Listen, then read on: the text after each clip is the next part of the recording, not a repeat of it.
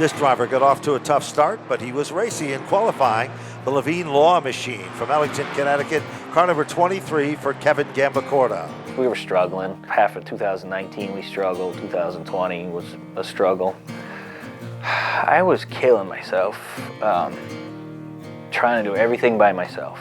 Tom Fern up on the wheel, high, wide, and handsome to the outside.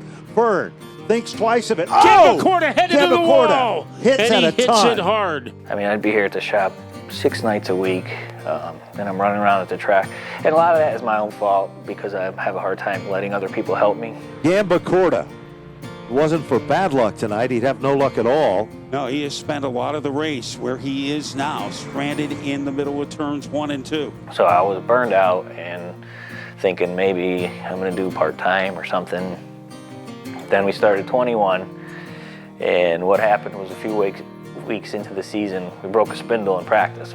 Everybody's coming up, offering help, you know, whatever you need, and they look in my car and they'd say, oh, that's stock parts, we don't have any of that stuff. We fixed it. I luckily had a spare, and we finished the race that night. And then I went home that night. I think I sat out on the deck and had a beer on that Friday night. And I just started thinking, if I'm gonna keep doing this and I wanna be successful at it, I can't get myself trapped into a box. And that's how I felt. I've been doing the same thing with the same people for 10 years or whatever. So I had to come up with an idea, like what was I gonna do? And my buddy Andy had a car 2-3 years old with, you know, the most updated stuff you could get. And I thought, well, maybe I could try to put something together with him and try something new, try something different. First week in that car, I could have won the race, and somebody's car fell apart under the warm-up lap. I got not 1, but 2 flat tires, didn't know at the time, so we pitted and pitted and pitted. And I didn't even have spare tires, but at the last second I decided to throw 2 of Andy's tires on the pit cart that he'd run all year. And once we finally figured out we had 2 flat tires, I caught the field and drove back up to like the 9th place car. I was laps down. But then at that night I'm like, I'm winning next week. Here comes Gambacorta. Inside lane opens up. Blake is on the outside. Red versus black. Third leader emerges of the event. Gambacorta takes over the number 1 spot. He found the magic. Car number 5 is back in winning form. It hasn't been to the winner's circle here at Stafford, but the man behind the wheel is Kevin Gambacorta. Hats off as he'll take down the win.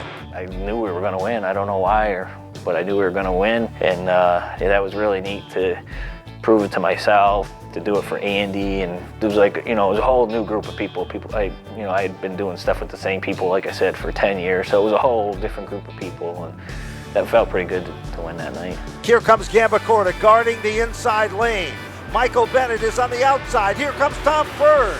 It is Gambacorta to take down the win. Off turn 4 for the 3rd time in 2021, Kevin Gambacorta takes the checkered flag and the win. We won 3 races, and I can think of 4 at least that we should have won, you know? So to think about that, I guess it gives me a lot of confidence in myself, because I always thought I could drive, but I always thought I was way over my head. But now I have equipment just as good as anybody else. You know, I have updated stuff. The division has evolved over the years, and now I've kind of got the stuff that everybody else has.